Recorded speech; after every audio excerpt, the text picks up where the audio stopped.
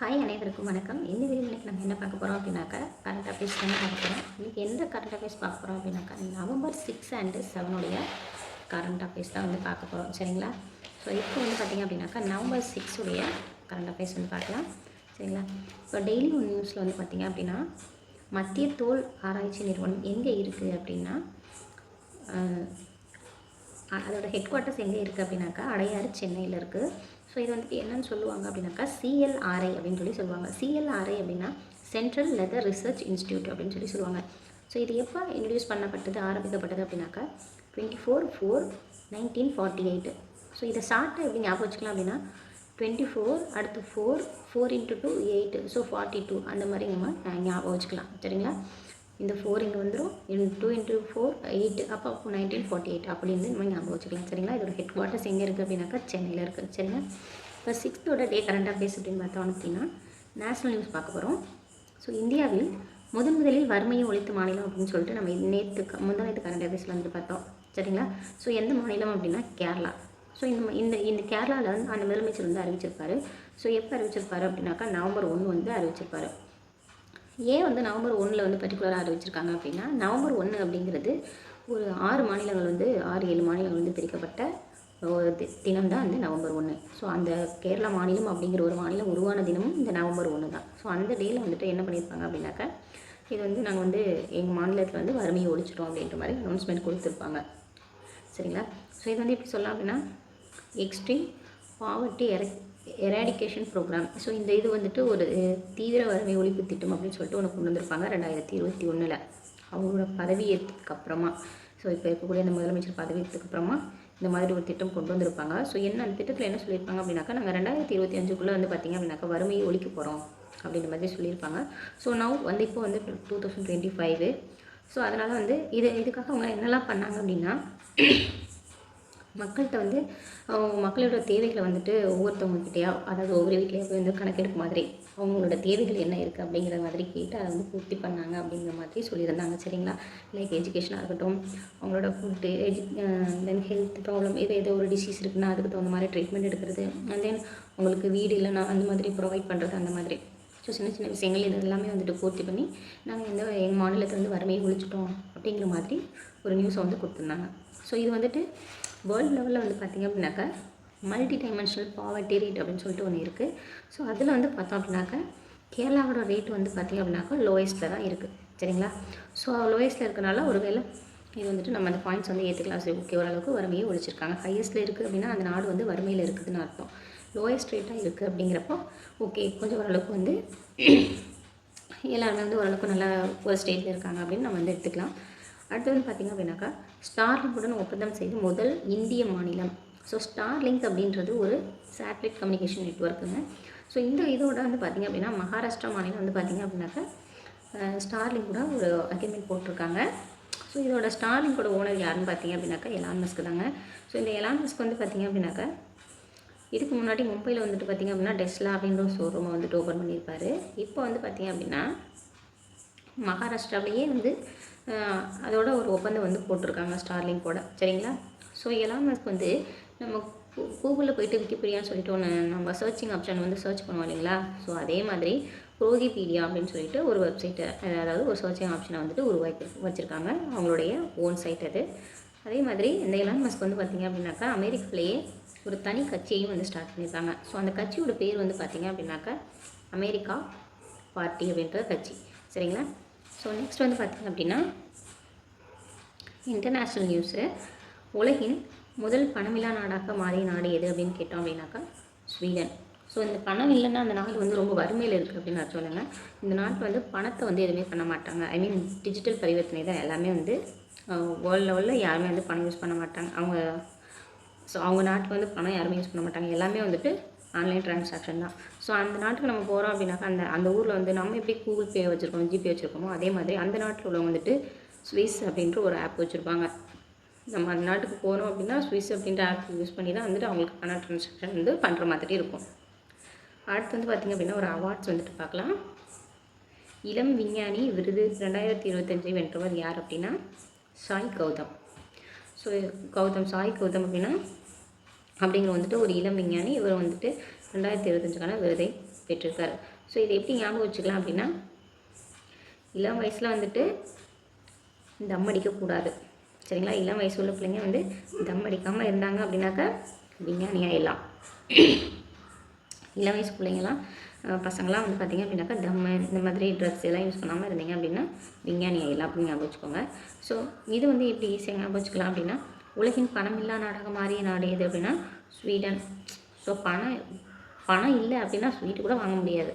So எல்லாத்துக்குமே வந்து பணம் தேவை அப்படிங்கிற மாதிரி வந்து இதை வந்து ஞாபகம் வச்சுக்கலாம். அடுத்து வந்து பார்த்திங்க அப்படின்னாக்கா இந்த இது வந்து பார்த்திங்க அப்படின்னா அந்த இளம் விஞ்ஞானி உண்டான விருது வாங்கியிருக்காருன்னு சொன்னோம் இல்லைங்களா? ஸோ அந்த விருதோட பேர் என்ன அப்படின்னாக்கா மனோகர் பரிக்கர் அப்படின்ற ஒரு விருது. ஸோ இவர் யார்? மனோகர் பரிக்கர் அப்படின்றவர் யார் அப்படின்னா இந்தியாவோட முன்னாள் வந்து பாஸ்ட் டிஃபென்ஸ் மினிஸ்டர் அப்படின்னு சொல்லுவாங்க. அதாவது முன்னாள் பாதுகாப்புத்துறை அமைச்சர். அது மட்டும் இல்லாமல் இவர் கோவா மாநிலத்துடைய முதல்வரும் கூட. ஸோ இந்த விருது வாங்கினவருக்கு என்ன கொடுப்பாங்க அப்படின்னா 5 lakhஸும் ப்ளஸ் சர்டிஃபிகேட்ஸும் வந்து கொடுப்பாங்க. சரிங்களா? 5 lakh வந்து ப்ரைஸும் ப்ளஸ் சர்டிஃபிகேட்டும் கொடுப்பாங்க. அடுத்து வந்து பார்த்திங்கன்னா அப்பாயின்மெண்ட்ஸு. நியூயார்க் நகரத்தின் மேயராக தேர்ந்தெடுக்கப்பட்டவர் யார்? நியூயார்க் நகரத்தின் மேயராக தேர்ந்தெடுக்கப்பட்டவர் யார் அப்படின்னா சோக்ரான் மம்தானி. இதை எப்படி ஞாபகம் வச்சுக்கலாம் அப்படின்னா, நியூ ட்ரெஸ் போட்டோம் அப்படின்னா என்ன பண்ணுவோம்? நல்லா சோக் பண்ணிவிட்டு கையில் மருதாணி வச்சுட்டு போவோம் அப்படின்னு ஞாபகம் வச்சுக்கோங்க. ஏதாவது ஒரு ஃபங்க்ஷன் வந்துருச்சுன்னா போதும், நியூ ட்ரெஸ் போட்டு அப்படியே சோக்குனா மேக்கப் ஞாபகம் வச்சுக்கோ. அதனால் ஜோக்காக போவாங்க. மம்தானினா மருதானியில் கையில் வச்சுப்பாங்க அப்படின்னு ஞாபகம் வச்சுக்கலாம். சரிங்களா? அடுத்து இந்திய மகளிர் கிரிக்கெட் அணியின் பயிற்சியாளர். ஸோ மகளிருக்குன்னு ஒரு கிரிக்கெட் இருக்குல்ல, அவங்களுக்கு வந்து ட்ரைனிங் கோச் யாராக இருக்காங்க அப்படின்னா அமோல் மசூம்தார். மகளிர் அப்படின்னு சொல்லிட்டாங்களா? ஸோ மகளிர்லாம் கிரிக்கெட் விளாடும்போது சுடிதார் போட்டு தான் வேணும். அவதார் மசூம்தார் அப்படின்னா சுடிதார் அப்படின்னு ஞாபகம் வச்சுக்கலாம். ஸோ ஈஸியாக இது கொஞ்சம் ஷார்ட் ஃபார்ம் தராங்க. அடுத்த நாட்டின் மொத்த ஆட்டோமொபைல் உதிரி பாகங்கள் தயாரிப்பில் தமிழகத்தின் பங்களிப்பு எத்தனை % அப்படின்னு சொல்லி கேட்டிருக்காங்க? 42%. ஸோ இதுக்கு முன்னாடி பார்த்தோம் இந்தியாவோட பங்கு எவ்வளோ அப்படின்னு சொல்லிட்டு 2%. இதே வந்து மொத்தமாக தமிழகத்தின் பங்கு எவ்வளோ அப்படின்னா 42%. அடுத்து வந்து பார்த்திங்க அப்படின்னா வந்தே மாதரம் எந்த ஆண்டு பங்கிம் சந்திரம் சாட்டர்ஜியால் இயற்றப்பட்டது? 1875. ஸோ இந்த ஆண்டில் வந்து பார்த்திங்க அப்படின்னா இப்போவோட வந்து பார்த்திங்கன்னா 150 ஆண்டுகள் வந்து இது வந்து இந்த பாடல் இயற்றப்பட்டு வந்தே மாதரம் வந்து இயற்றப்பட்டு 150 ஆண்டுகள் வந்து நிறைவடைஞ்சிருக்கு. இது வந்து கொல்கத்தா காங்கிரஸ் மாநாட்டிலையும் வந்துட்டு ரவீந்திரநாத் தாகூர் வந்து படிப்பார். எப்போ அப்படின்னா 1896. 75 வந்து இயற்றியிருப்பாங்க அந்த பாடலை.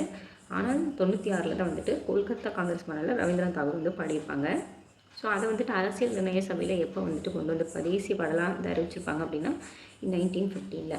ஸோ இப்போ எதுக்கு இதை பார்க்குறோம் அப்படின்னா, நரேந்திர மோடி வந்து ஒரு வருட காலம் வந்து இதை வந்து நம்ம கொண்டாடணும் அப்படின்னு சொல்லிட்டு இப்போ நவம்பர் 7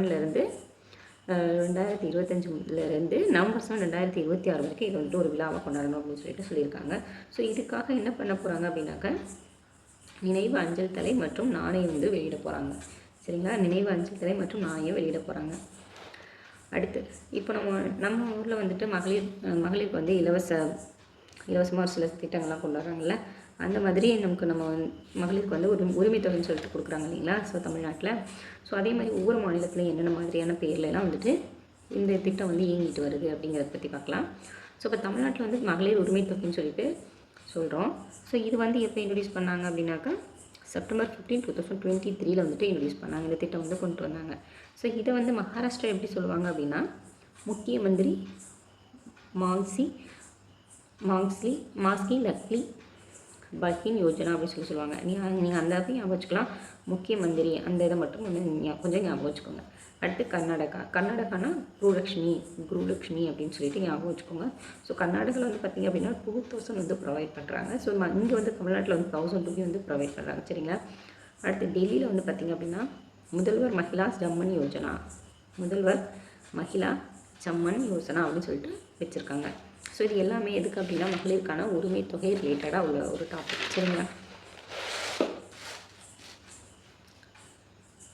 அடுத்து வந்து பார்த்திங்க அப்படின்னா திருக்கோயில்களில் பயிற்சி பள்ளி மாணவர்களுக்கு உயர்த்தப்பட்ட ஊக்கத்தொகை எவ்வளவுன்னு கேட்டிருக்காங்க. ஸோ இது வந்து திருக்கோயில்களில் பயிற்சி பள்ளி மாணவர்களுக்கு உயர்த்தப்பட்ட ஊக்கத்தொகைன்னு பார்த்தோம்னா 10,000. அடுத்து வந்து பார்த்திங்கன்னா காசநோயால் பாதிக்கப்பட்டவர்களுடைய ஊட்டச்சத்தை மேம்படுத்த ஒவ்வொரு மாதமும் பாதிக்கப்பட்டவர்களின் வங்கிகளில் 1000 ரூபாய் செலுத்தப்படுகிறது. ஒவ்வொரு மாதமும் பாதிக்கப்பட்டவர்களின் வங்கி கணக்கில் 1000 ரூபாய் செலுத்தப்படுகிறது. அடுத்து வந்து பார்த்திங்கன்னா மாநில கல்விக் கொள்கை அடிப்படையில் புதிதாக பாடத்திட்டத்தினை வடிவமைக்க எத்தனை குழுக்கள் பள்ளி கல்வித்துறை அமைத்துள்ளது?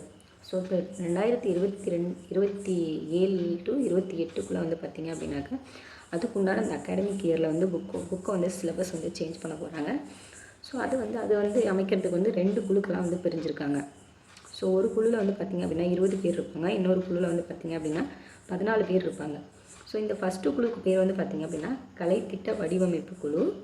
அடுத்து இன்னொரு இது வந்து பார்த்திங்க அப்படின்னா கலைத்திட்ட உயர்நிலை குழு. இந்த கலைத்திட்ட வடிவமைப்பு குழுவுடைய தலைவர் யார் அப்படின்னு பார்த்திங்க அப்படின்னாக்கா சுல்தான் முகமது இஸ்மாயில். ஸோ இவங்க வந்து பார்த்திங்க அப்படின்னாக்கா இந்த 20 மெம்பர்ஸ் இருக்காங்க இல்லைங்களா. ஸோ கலைத்திட்ட வடிவக்குழு வந்து 20 பேர் இருப்பாங்க ஃபஸ்ட்டு குழுவில். இந்த குழுவோட இந்த 20 மெம்பருக்கும் யார் தலைவர் அப்படின்னாக்கா சுல்தான் முகமது இஸ்மாயில். சரிங்களா. அடுத்து வந்து பார்த்திங்க அப்படின்னாக்கா கலைத்திட்ட உயர்நிலை குழு. இந்த குழுவில் எத்தனை பேர் இருப்பாங்க அப்படின்னாக்கா 14 பேர் இருப்பாங்க. ஸோ இதனுடைய தலைவர் யார் அப்படின்னு சொல்லி பார்த்தோம் அப்படின்னாக்கா அன்பில் மகேஷ் பொய்யாமொழி அவங்க தான். சரிங்களா.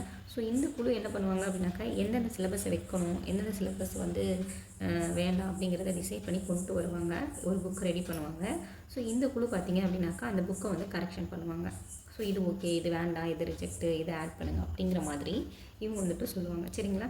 ஸோ அடுத்தது வந்து பார்த்திங்க அப்படின்னாக்கா கலைத்திட்ட உயர்நிலை குழுவோட இது வந்து அன்பில் மகேஷ் பொய்யாமொழின்னு சொல்லியாச்சு.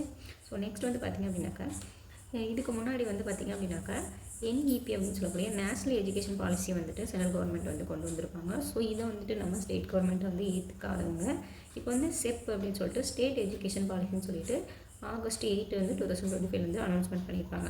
ஸோ இதுபடி தான் பார்த்திங்க அப்படின்னாக்கா 11th வந்துட்டு பப்ளிக் எக்ஸாம்லாம் கிடையாது அப்படின்ற மாதிரிலாம் வந்துட்டு அனௌன்ஸ்மெண்ட் கொடுத்துருந்தாங்க. சரிங்களா. இதை வந்து யாரோட அடிப்படையில் வந்துட்டு யார் பரிந்துரைத்ததன் அடிப்படையில் இந்த மாதிரியே இந்த ஸ்டேட் எஜுகேஷன் பாலிசி வந்து கொண்டு வந்திருப்பாங்க அப்படின்னு பார்த்திங்க அப்படின்னாக்கா நீதியரசர் முருகேசன் அவங்களுடைய தலைமையில் தான் இந்த ஸ்டேட் எஜுகேஷன் பாலிசி அப்படின்றது வந்து கொண்டு வந்திருப்பாங்க. சரிங்களா. இன்றைக்கான கரண்ட் அஃபேர்ஸ் வந்து November 7 கரண்ட் அஃபேர்ஸ் வந்து முடிஞ்சிருச்சு. 6 கரண்ட் அஃபேர்ஸ் வந்து முடிஞ்சிருச்சு. அடுத்து வந்து பார்த்திங்க அப்படின்னா 7 கரண்ட் அஃபேர்ஸ் வந்து பார்க்க போகிறோம். சரிங்களா. இப்போ November 7 கரண்ட் அஃபேர்ஸில் டெய்லி 1 நியூஸ் வந்து பார்ப்போம். ஸோ இதில் வந்து நோபல் பரிசு பெற்ற முதல் பெண்மணி யார் அப்படின்னா மேரி கியூரி அம்மையார் அவங்க தான். ஸோ இவங்க வந்து பார்த்திங்க அப்படின்னாக்கா ரெண்டு சப்ஜெக்டில் வந்துட்டு இவங்க வந்துட்டு நோபல் ப்ரைஸ் வாங்கியிருக்காங்க, 2 times வாங்கியிருக்காங்க. ஸோ அதில் வந்துட்டு 1903 வந்துட்டு ஃபிசிக்ஸுக்காகவும் 1911 வந்துட்டு பார்த்திங்க அப்படின்னாக்கா கெமிஸ்ட்ரிக்காகவும் வந்துட்டு நோபல் ப்ரைஸ் வந்துட்டு வாங்கியிருப்பாங்க. சரிங்களா. ஸோ அடுத்தது வந்து பார்த்திங்க அப்படின்னா இந்தியாவில் முதல் சிலிக்கான் கார்பைடு குறைக்கடத்தி ஆலை எங்கு நிறுவப்பட உள்ளது? ஸோ சிலிக்கான் செமிகண்டக்டர் தான் வந்துட்டு எங்கே வந்துட்டு நிறுவ போகிறாங்க இந்த கம்பெனி அப்படின்னா ஒடிசாவில் வந்து நிறுவ போகிறாங்க. சரிங்களா. ஒடிசாவில் இப்போ வந்து நமோ செமிகண்டக்டர் லேப் அப்படின்னு சொல்லிட்டு நமோனா நரேந்திர மோடி அவங்க வந்துட்டு அவங்களுடைய பேரில் வந்துட்டு இந்த இது வந்து நடத்துவாங்க. குறைக்கடத்தி ஆய்வகம் அப்படிங்கிறது நிறுவப்பட போகிறாங்க. ஸோ இது எங்கன்னா ஒடிசாவில் IIT புவனேஸ்வரில் வந்துட்டு புவனேஸ்வர் இருக்கக்கூடிய IITயில் வந்துட்டு இந்த லேப் வந்துட்டு கண்டக்ட் பண்ண போகிறாங்க. சரிங்களா. நிறுவப்பட போகிறாங்க. And then semiconductor innovation museum அப்படின்றது குறைக்கடத்தி புதுமை அருங்காட்சியகம் அப்படின்றது ஒன்று வந்து எங்கே நிறுவியிருக்காங்க அப்படின்னா ஹைதராபாத்தில் வந்துட்டு இருக்குது. சரிங்களா. ஸோ இந்த திட்டத்துக்கு என்ன பேர் அப்படின்னா இந்தியா செமிகண்டக்டர் மிஷன் 2021. ஸோ 2021 வந்து பார்த்திங்கன்னா இந்த ஹைதராபாத்தில் வந்துட்டு கொண்டு வந்திருப்பாங்க. சரிங்களா. அடுத்து வந்து பார்த்திங்க அப்படின்னாக்கா மிசோரம் மாநிலத்தில் பெண்களுக்கு எதிரான வன்முறையை தடுக்க கொண்டு வரப்பட்ட அதனால் திட்டத்துக்கு பேர் என்ன அப்படின்னு பெண்களுக்கு எதிராக கொண்டு வரப்பட்ட திட்டத்துக்கு பேர் என்ன அப்படின்னு பார்த்தீங்கன்னா GPV சால்வ். GPV அப்படின்னா ஜெண்டர் பேஸ் வயலன்ஸ் அப்படின்னு சொல்லி சொல்லுவாங்க. சரிங்களா. அது வந்து இந்த ஸ்கீமுக்கு பேர் வந்து இந்த திட்டத்துக்கு பேர் வந்து ஜெண்டர் பேஸ் வயலன்ஸ் அப்படின்றது இந்த ஸ்கீமோட பேர். அடுத்து மேகாலயாவில் வாழும் மக்கள் கொண்டாடும் திருவிழா என்ன அப்படின்னா ஷாத் நாகரம். இந்த இது வந்து திருவிழா யார் கொண்டாடுவாங்க அப்படின்னா காசி என்னும் பழங்குடியின மக்கள் கொண்டாடக்கூடியது. மேகாலயாவில் காசி என்னும் பழங்குடியின மக்கள் கொண்டாடக்கூடிய திருவிழாவின் பேர் என்ன அப்படின்னாக்க ஷாத் நாகரம். அடுத்து சன்கிட்சர் திட்டத்தை அறிவித்த அமைப்பு எது அப்படின்னா கூகுள் தான் வந்து பார்த்துருப்பாங்க. என்ன பண்ணியிருப்பாங்க அப்படின்னா சன் கேட்சர் திட்டத்தை வந்து இன்ட்ரடியூஸ் பண்ணியிருப்பாங்க. ஸோ இது என்ன அப்படின்னாக்கா ஏஐ டேட்டா சென்டர் வந்துட்டு ஸ்பேஸில் வந்து நிறுவனம் அப்படிங்கிறதுக்காக இந்த இதை வந்துட்டு அறிவிச்சிருக்காங்க. இப்போ வந்து கூகுள் வந்து விசாகப்பட்டினத்தில் வந்து பார்த்திங்க அப்படின்னா ஒரு பிக்கஸ்ட் சென்டர் ஒன்று ஓப்பன் பண்ணியிருப்பாங்க, ஒரு $1 மில்லியன். ஸோ அதே மாதிரி இப்போ வந்து ஸ்பேஸ் வந்துட்டு ஏஐ டேட்டா சென்டர் வந்துட்டு அறிவிச்சிருக்காங்க ஒரு அமைப்பை உருவாக்குறதுக்கு. சரிங்களா?